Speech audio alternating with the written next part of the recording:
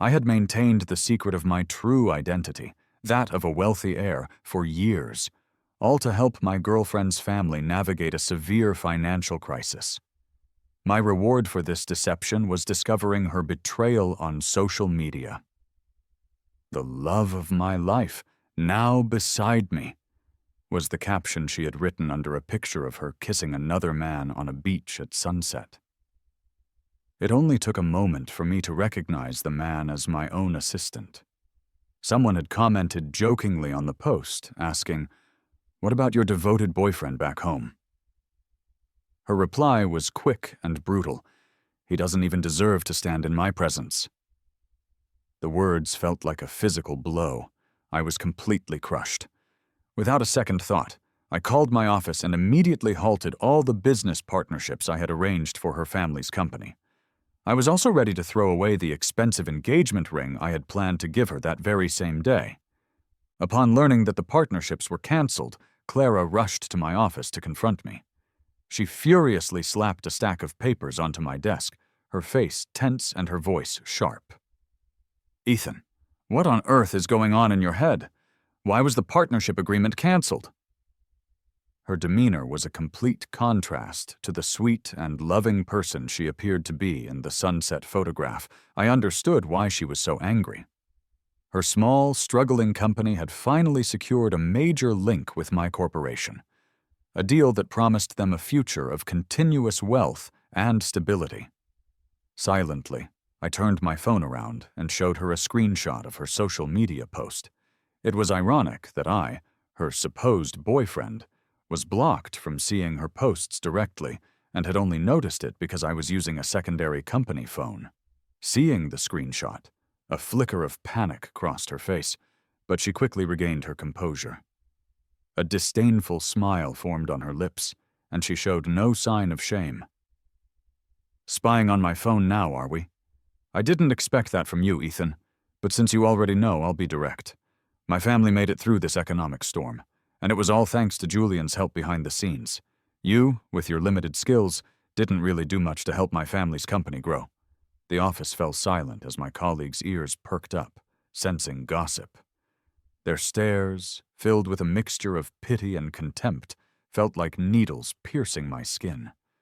Clara's father appeared and dispersed the small crowd, his face a mask of veiled mockery. "Ethan, thank you for all your contributions to the company, for taking on the toughest projects. But marriage is about matching social and financial backgrounds. I can't let my daughter marry you just because you're a hard worker. You're an adult now, you should stop fantasizing about things that are impossible for you." I clenched my fists, finally seeing the true depths of their shamelessness. I had harbored feelings for Clara for years, hiding my identity as a corporate heir just to get close to her, working diligently from the bottom up in her family's company. They had spotted my talent and tested me by asking me to save their company from collapse. When I succeeded where they had failed, Clara herself had approached me, acknowledging my feelings and agreeing to start a relationship. Suddenly, a forceful shove from one of the onlookers grounded me back to reality. The motion caused the ring I hadn't yet discarded to fall from my pocket, rolling onto the floor. It was a diamond the size of a small quail's egg, its brilliance a painful irony. I had planned to propose that very evening, revealing my true identity and fortune, but I hadn't expected to discover she was publicly engaged to another man first. "Are you trying to fool someone with a ring that looks like a bird's egg? It's probably just a toy," Clara's mother commented, casting a derisive glance at the fallen diamond. Colleagues began murmuring amongst themselves, whispering about how someone like me could never afford such a ring. A man like him, pretending with a prop ring. He couldn't buy a real one. It must be glass. If Clara married him, she'd probably wear a glass ring for the rest of her life. These sneering words seemed to drain the last bit of color from Clara's already pale face. She picked up the ring and flung it at me, her eyes piercing. "Get lost. Stop embarrassing yourself here." As she spoke, a wave of nausea suddenly hit her, causing her to gag and clutch her mouth. Clara's mom grimaced and gently eased her daughter away, whispering, "Hasn't it been over 3 months? How is the morning sickness still this bad?" Though her voice was a whisper, I heard every word clearly. Witnessing Clara's proud smile as she tenderly touched her belly, I realized just how deeply I had been deceived. "Is it Julian's?" I asked, my voice trembling, my heart feeling as if it were bleeding. After 3 years of restraint, respecting her claim of wanting to wait, learning she had not only cheated but was pregnant severed a fundamental part of my trust. As Clara composed herself, she stood up straight, full of pride. "Yes, only someone as outstanding as Julian is worthy of me." With a hint of bitter self-awareness, I managed a small smile. I hoped she wouldn't regret her choice when she finally learned the truth. Just as the atmosphere grew unbearably tense, Clara's brother rushed in from outside, breathless. "Clara, I just found out. It was Julian who terminated the contract." Hearing this, Clara's face turned white, her expression shifting wildly, completely unsettled by this unexpected twist. They drove to the main corporate building, desperation etched on their faces. Reluctantly, I followed them, deciding to watch from a distance. Just as they were approaching the entrance, a deep male voice called out her name. "Clara." They stopped and turned back. It was Julian, the assistant I had hired through online channels for her company, but had never actually met in person. "Julian, why was the agreement terminated?" Clara asked impatiently. Yet Julian ignored her question, instead throwing a derisive look in my direction. "Is that the one who has been bothering you? The infamous Ethan?" I sensed an odd hostility from him, but it vanished as quickly as it appeared. "Yes, that's him," Clara replied, caught off guard. She quickly added, "But I've already distanced myself from him. He just followed me here." Her brother interjected, "Indeed. Clara was always devoted to you, Julian. He's really trying to punch above his weight, thinking he can somehow win Clara over." Clara's parents, fuming, gave me angry glares and quickly chimed in with their agreement. Julian narrowed his dark eyes and held Clara close, a teasing glint in his eyes. "I see now. I found some serious issues with the contract your company submitted. It seems someone is probably sabotaging things from the inside." He was clearly blaming me. Clara's face went icy in an instant. Without thinking, she turned and slapped me hard across the face. "You can't have me? So now you're trying to ruin my family? You will fix that contract today, or you will never work in this city again." Everything happened so fast that I didn't even have time to react. Holding my burning cheek, I stared at Clara in complete disbelief. The contract had been thoroughly checked and rechecked.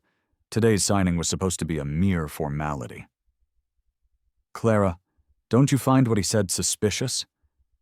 Realization finally seemed to dawn on her. She looked at me with a pained expression before pulling her hand back, then glanced at Julian with a flicker of doubt. I didn't bother explaining anything further to her. Swallowing my bitterness, I turned and gave Julian a meaningful smile. "You're a fake. Stolen things will always remain stolen. Why don't you dare to show her your real ID?" Julian's eyes widened in shock, a wave of panic washing over him. Clara, thinking he was angry at me for my audacity, tried to show off in front of him. She shoved me and said, "Ethan, watch your mouth. If Julian isn't the real deal, then who is? Get a clue. What makes you think you can even compare yourself to him?"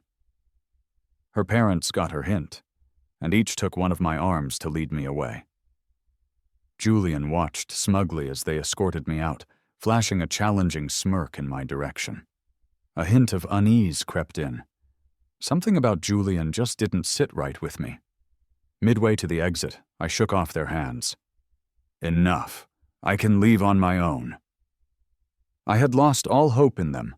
They were perfectly fine when they needed me, but the moment they thought they found something better, they tossed me aside without a second thought. Clara blocked my path, refusing to let me go. "No. You've always handled the contracts with this company. You need to sort this out with Julian, or you're not walking away from this mess." As we tussled, we moved out into the street with cars passing by. I let go of her, fearing she might get hurt. "Clara, we're in the middle of the street. Let's talk on the sidewalk." Just as I said that, a speeding car came directly toward her. She froze, her eyes wide with fear. Without a moment of thought, she pivoted and pushed me directly into the car's path to shield herself. Brakes screeched loudly, the sound piercing my ears. Thankfully, the driver reacted quickly and stopped just short of hitting me, hurling a few choice words at us before driving off. I sat there on the road, shaken and feeling utterly let down. It was painfully clear that Clara didn't care one bit about my well-being. As I tried to get up, her terrified scream pierced the air. I turned around, but it was too late. A Maserati sped straight at me. I was thrown through the air like a rag doll, landing in the bushes by the side of the road, my head bleeding. It felt like every one of my internal organs had been shattered. Pain coursed through every inch of my body. The last thing I saw before I lost consciousness was Julian behind the wheel, glaring at me with a rabid, inexplicable hatred. I couldn't fathom why he loathed me so much, since we had never even met. When my consciousness faded back in, I was in a hospital room. "Ethan, you're awake. Do you want some water?" Clara sighed in relief, eager to hand me a cup of warm water. I took a sip, and then she hesitated before speaking. "Ethan, I never told you this, but Julian was my college crush. You reminded me of him, so you were sort of a stand-in. But when I reconnected with him, I found out it was the real Julian. You know how it is with wealthy families, status matters. Considering our past, why don't you just let this go? As for him accidentally hitting you with the car, I'd like you to agree to settle this quietly. His family has a significant reputation in the capital, and we don't want any complications. Also, with our wedding coming up next month, please don't cause any trouble." Hearing that she had stayed by my bedside had initially brought me a small bit of comfort, but after she spoke, I wished she had just left me for dead on the road. She watched my reaction nervously. Seeing no response from me, Clara signaled her parents. "Ethan, we're reasonable people," her father said, handing me a bank card and placing it on the bedside table. "You've done a lot for us, and you will be rewarded. There's $200,000 in this account. Take it and cut all ties with Clara. Also, before you leave the company, please wrap up the projects you were working on. Start strong, finish strong." Knowing their true intentions, I smiled bitterly. Meeting Clara's eyes, I asked her gently, "Clara, even for just a moment, did you ever actually love me?" Staring unblinkingly, I scrutinized her face, searching for any hint of genuine emotion. But she dropped her gaze, remaining silent and dodging my question. My last shred of hope crumbled, leaving only emptiness. Without pressing her further, I agreed to her terms, seeing it as a final, clean closure. Little did I expect that they would use the very project I handled to try and woo Julian. Since Julian didn't know much about the technical details, his management led to a serious safety breach. A worker fell from a great height, and the accident claimed a life. When Clara came with the police to arrest me, I realized she had pinned the entire blame on me to protect Julian. "Clara, do you even have a heart?" I yelled back at her as the police led me away. She knew that even if Julian's name was mentioned, it would merely tarnish his reputation. Yet she still chose to sacrifice me completely to preserve his dignity. I didn't stay long at the station. My reliable assistant, Mark, bailed me out soon after. "Ethan, Clara, and that imposter are hosting an engagement party at the Grand Hotel," Mark said, glancing at me. He knew what I was thinking and pulled an invitation from his pocket. I squinted my eyes, my voice cold and laced with a quiet fury. Let's go congratulate them on behalf of the company. Clara had climbed up this social tree by spreading the word of her new partnership, despite the fact that the contract had been canceled. The guests at the party were people she couldn't have even dreamed of inviting just a few months ago. As soon as Mark and I walked in, all eyes turned to us. Many of the business leaders present recognized me and raised their glasses to chat. Suddenly, Clara's dad came rushing out with security. "Ethan, what are you doing here?" Seeing me was like seeing a ghost. It took him a few long seconds to snap back to reality. He got close and growled a warning, totally ignoring the looks from everyone else. I gave a signal to Mark. Mark pulled out a gift box and said politely to Clara's dad, "Hello, sir. Our CEO wanted to be here personally for Clara's big day. This is an engagement gift for her." Mark's loud, clear voice silenced the entire room. Julian had wanted a low-key party, so only Clara's closest family and friends knew that her fiancé was supposedly a powerful CEO. Now everyone else in the room was looking back and forth between me and Julian, wondering who the real deal was. "Who is getting engaged to Clara? Why is there another one?" Someone whispered. "Wait, isn't this guy the real CEO? I know Mark. He's the top guy in his circle." Since Mark handled all of my outward-facing business dealings, nobody in this circle was clueless about who he was. Julian's eyes widened, and his face turned pale. Clara was stunned when she spotted Mark, and as she listened to the whispers around the room, disbelief was painted all over her face. "No way. He can't be," she muttered. Even with the truth staring her in the face, she refused to accept reality. Someone in the crowd couldn't take the confusion any longer and shouted, "Everyone here knows the CEO of Sterling Corp is a big deal. Who the heck are you marrying, Clara?" Laughter and sneers filled the air.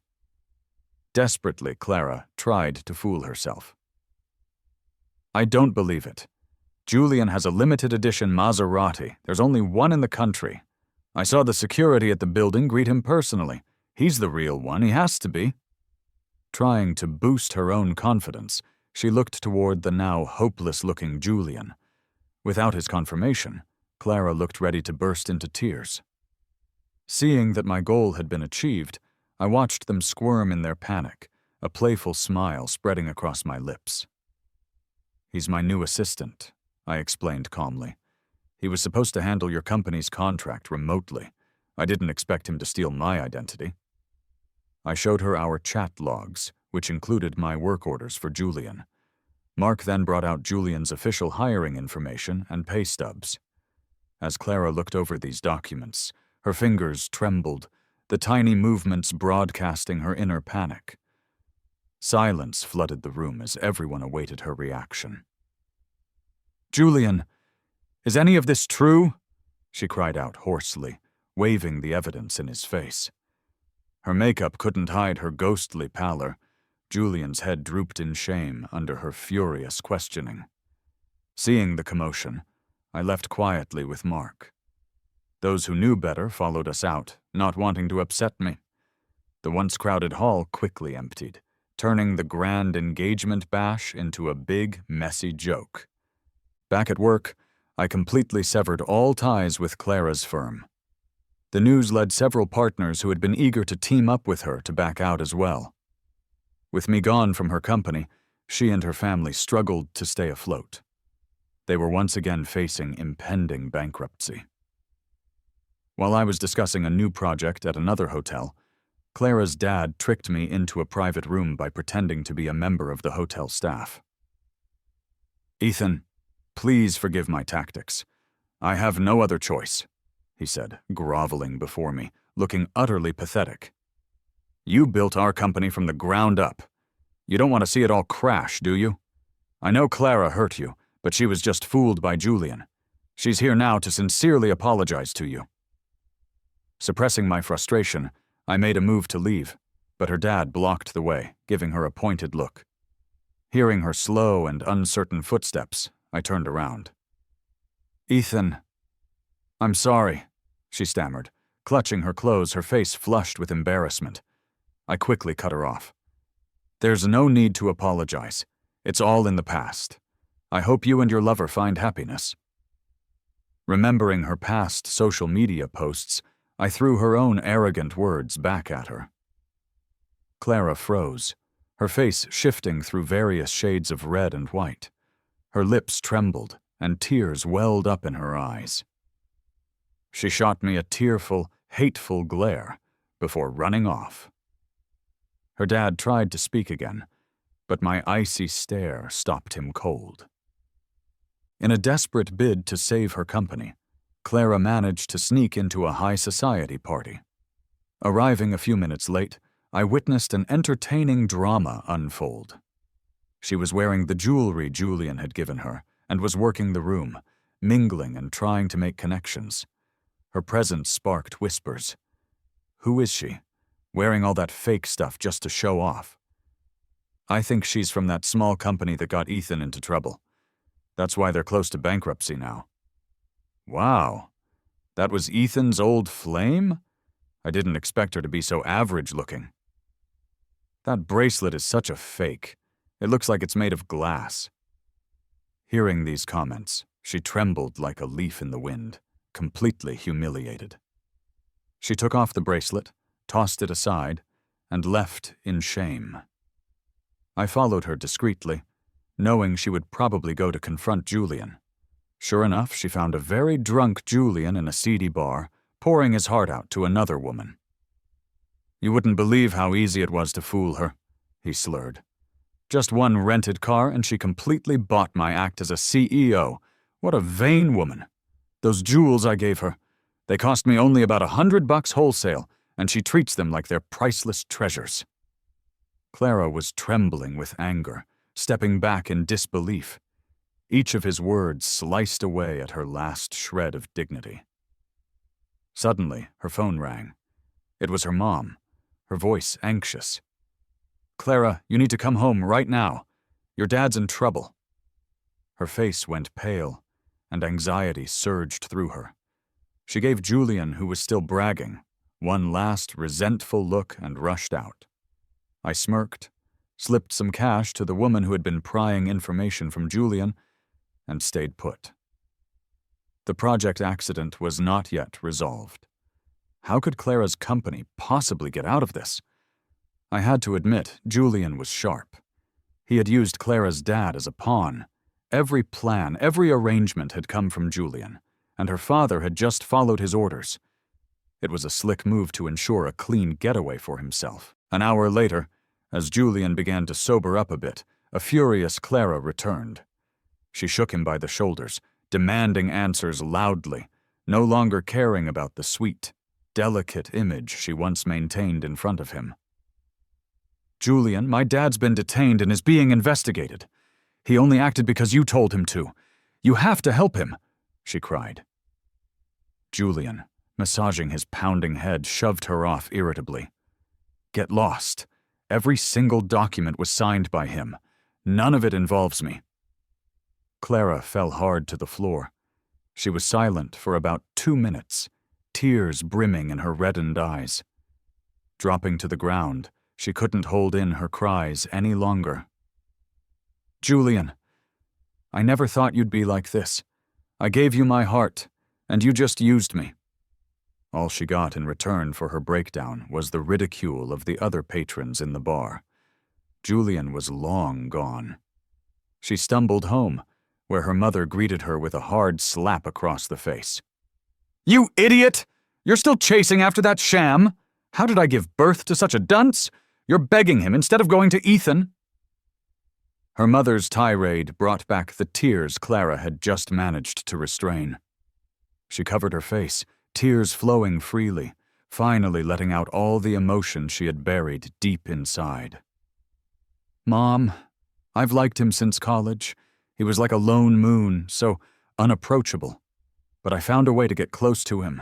I slipped a maple leaf bookmark into his book, and I was planning to confess to him. But then he transferred schools, and now we finally meet again. Even if he fooled me, years of hidden feelings don't just vanish. I don't know what to do now. Ethan must hate me. Who else can I turn to? I stood at her doorway, listening to her heart-wrenching cries, an emotional storm raging inside of me. I don't know how long I stood there, but when her cries finally stopped, I snapped back to reality and stumbled back, accidentally knocking over a trash can and causing a loud crash in the quiet night. Suddenly, Clara ran out. Seeing me, a momentary flicker of embarrassment passed over her face, but she soon composed herself, giving me a thoughtful look. "Are you here to enjoy my misfortune?" I smiled wryly, trying to hide my own emotions. "This project involves too much. You and your mom should find a place to lay low for a while." Despite everything that had happened, I found myself saying, "I don't want to see you caught up in all of this." I pretended to be sincere, mixing a little bit of truth with my lies. Clara didn't expect that, and froze, a mixture of emotions on her face. "Ethan, you're still so good to us. Please help us out. We're absolutely desperate," Clara's mom said, stepping out from behind her. Tears were in her eyes as she made a move to kneel before me. I quickly pulled her up, sighing deeply. "Right now, Clara, you should report Julian to the police. I remember he signed the initial project documents." I watched Clara's expression closely. She looked down guiltily, clearly torn. Her mom saw her hesitation and slapped her again, angry. "You still care about him? He's leaving us in ruins, and you're still clinging to some one-sided past. Has he thought of you at all since this started? Does he care that you're pregnant with his child?" Her mom's words seemed to wake Clara up. She touched her still flat belly, and a look of hatred grew in her eyes. With my help, she handed over the initial contract to the police. Her father was released, and Julian was arrested in the bar. "Ethan, thank you," Clara said to me on the day Julian was arrested. "I'm planning to terminate this pregnancy." She was rubbing her belly, looking hesitant. I knew what she was going to say and cut her off. "Clara, don't overthink it. Whatever you decide to do is your choice. It's not my concern." Ignoring her forlorn look, I turned and walked away, brushing past her without a moment of hesitation. Once trust is broken, feelings are incredibly hard to repair. I wasn't going to settle for less anymore, especially since I knew she was only interested in my status now. I got back to the office, and Mark looked unusually serious. He told me some earth-shattering news. "Ethan, Julian got bailed out. He was bailed out by your father, Mr. Sterling. He's your father's illegitimate son." I was beyond shocked. I couldn't even process it before my own father called, asking me to come back home for dinner. "Ethan, this matter," Mark started, a worried look on his face. I just shook my head. "I'll handle it. No need for you to worry. My relationship with my father has always been rocky. I moved out as soon as I became an adult. Mark is my right-hand man, so he knows a thing or two about my family situation. He insisted on coming with me back to the old house because he was worried. We got back an hour later. As soon as I stepped into the living room, I heard laughter. "Julian, you've had a hard time these past few years, but with me around, you won't have to suffer anymore." It was my father's voice. "Thanks, Dad," Julian replied. "And not only will I be with you, but your unborn grandchild will also be here to bring you joy." That was Clara's voice. My father was beaming, laughing heartily until he saw me walk in. His laughter stopped abruptly. I glanced over, kind of shocked to see Clara sitting there. Just that morning she was talking to me about getting rid of the baby, and now she was cozied up to Julian and my father. I couldn't help but smirk. Women, huh? Sensing my sarcastic stare, Clara dropped her head, looking uneasy. My dad's face turned sour as soon as he saw me. He slapped the table hard and shouted, "We waited for you for so long. I've heard about what happened between you and Julian. No matter what your past grudges are, he's your brother now. You need to smooth out that project issue, and you should apologize for framing him. I want this family to get along. Julian has suffered a lot. You should let him have some things, like your car. And Clara is going to be your sister-in-law, so don't have any funny thoughts. His words chilled me to the bone. A crime doesn't need a reason if people are already determined to blame you. I clenched my fists, met his piercing eyes, and spoke coldly. Why should I apologize? Are you not going to mention him crashing my car? Or him impersonating me to steal my business? Don't tell me you didn't know about all that. You're just playing blind. And when he recklessly caused that fatal incident in the west suburb, he pinned it all on me. Do you think I'm as easy to bully as Mom was? My mother's passing is a knot between us that we could never untie. Back then, he favored his mistress, Julian's mother, over my own mom, leading her to die from depression. I never called him Dad after that. My mother's death is a constant, painful reminder of what he did. My father stood up abruptly and slapped me hard across the face, his own face contorted with embarrassment and anger. You ungrateful child. You're just as small-minded as your mother was. Clara has told me everything. This is all you're doing. Go kneel in the study now. I covered my burning cheek and said nothing. I just stared at Clara. I wanted to ask her why she had lied, but I swallowed the urge. To her, Julian was that lingering regret from her youth. What was I then? There was no need to degrade myself further. She couldn't meet my eyes, looking ashamed. Julian put an arm around her and raised an eyebrow at me, a challenging look on his face. I barely restrained myself from punching him. Instead, I headed to the study, but there was no way I was going to kneel. Mark, look into Julian's background, I said quietly. Mark nodded, about to leave when I called him back. Wait a second. I walked out of the study. The living room was empty. Outside, I saw them sitting cozily on a bench. Julian, I didn't expect you to really be Mr. Sterling's son, Clara said. And wow, you brought me here without holding any grudges. I'll stop doubting you.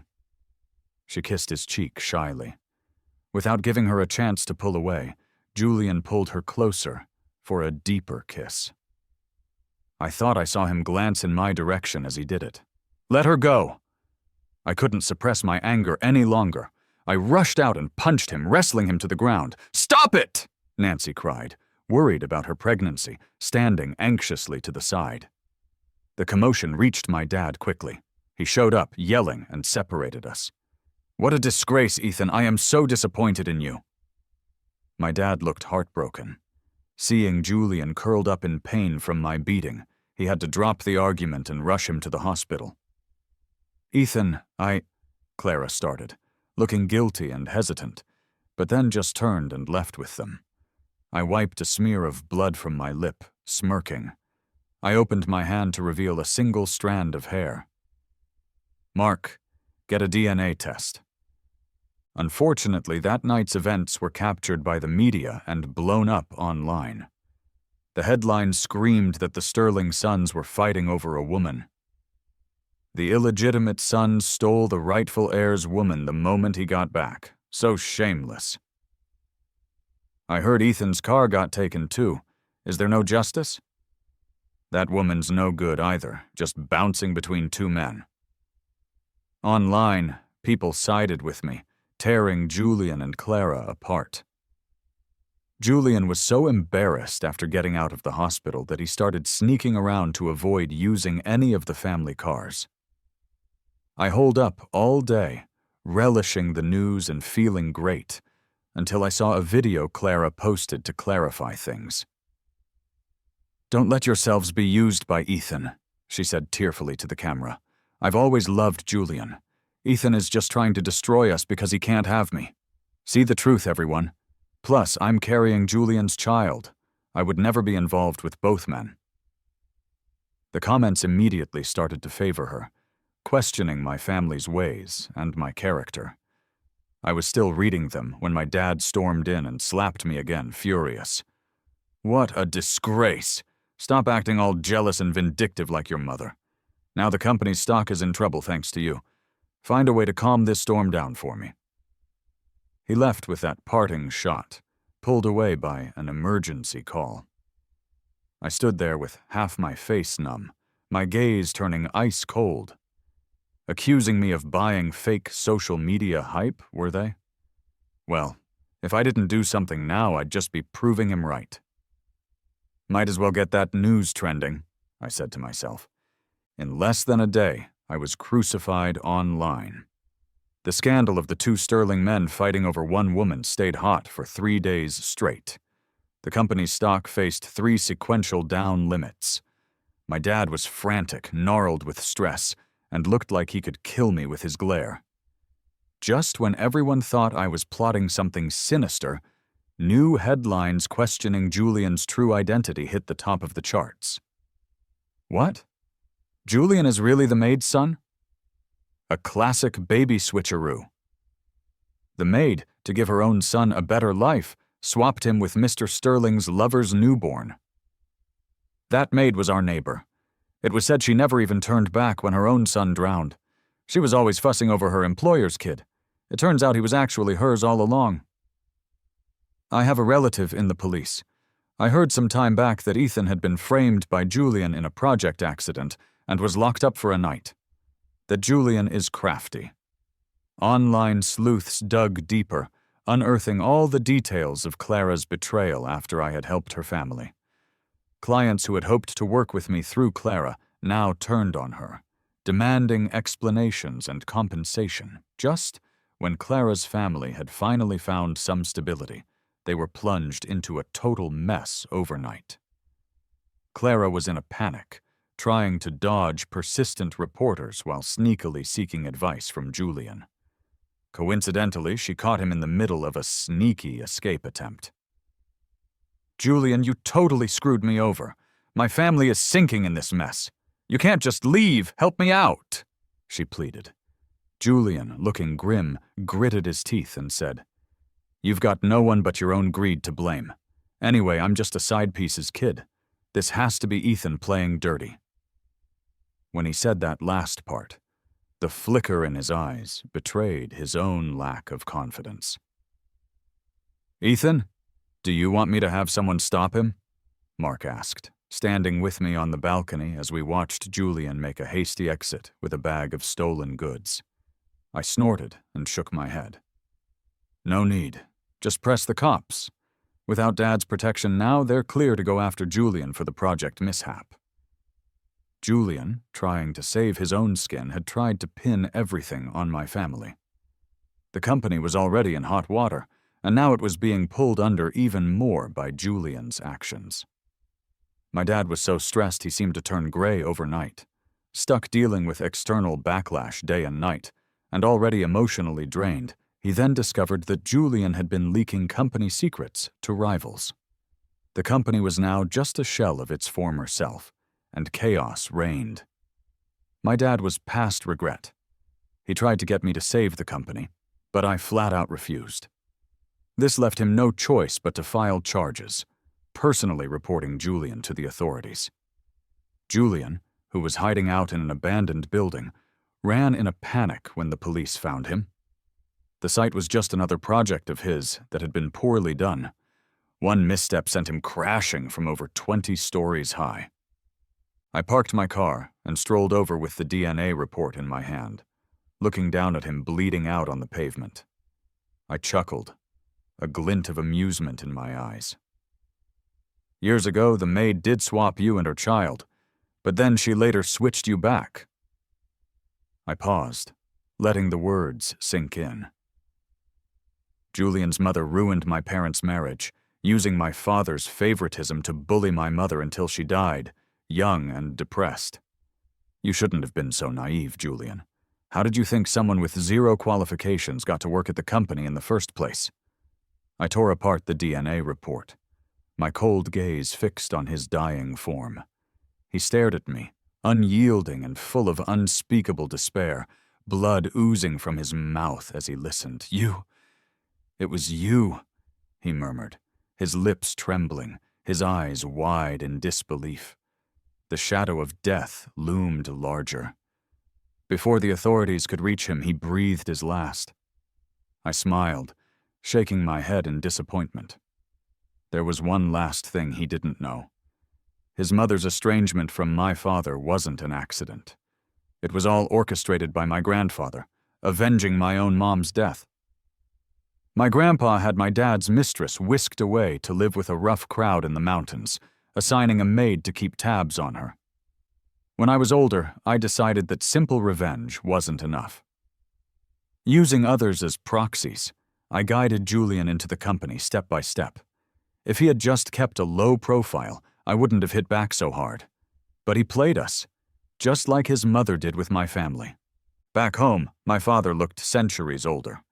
He angrily tossed a stock acquisition document at me. "Traitor! You've been secretly buying up the company's shares!" he finally spat out. Facing him, I said coldly, "I'm just taking back my mother's dowry my way. For years, I've wondered if, in your quiet moments, you ever dream of her. Do you feel any remorse? She defied my grandfather to marry you, bringing a lavish dowry with her, only for you to treat her the way you did." Stunned and furious, he glared at me, grinding his teeth, rendered completely silent by my words. The next morning, Mark came to me hesitantly. "Ethan, your father has moved abroad. He left with all his luggage." I didn't care in the slightest. Every day I went about my business, running my new company as usual. The emotional wounds from the past were slowly beginning to heal. Then, at a dinner party, I unexpectedly ran into Clara. Her father had drugged her drink and was planning to send her to a client's room. "Ethan, save me, please, save me!" she pleaded, her voice cracking. "I'll stay with you from now on, I promise!" she cried out, clinging to the doorframe as if I were her last hope in the world.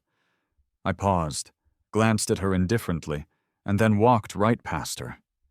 I ignored her desperate cries behind me and didn't look back once. The next day I heard she was found dead, having jumped from the hotel balcony. They said she was pregnant.